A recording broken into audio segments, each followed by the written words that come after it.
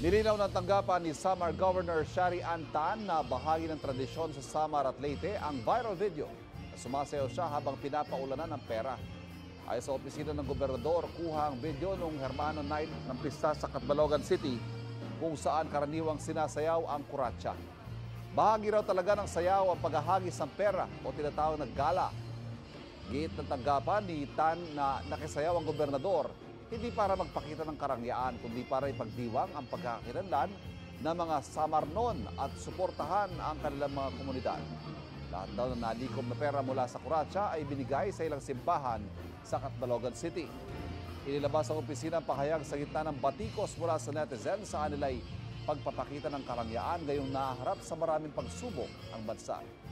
Ayon naman kay Civil Service Commission Chairperson Marilyn Yap, walang mali sa paglahok ni Tan sa tradisyon. Gayunman, dapat naayon pa rin daw ito sa Code of Conduct ng mga pampublikong opisyal.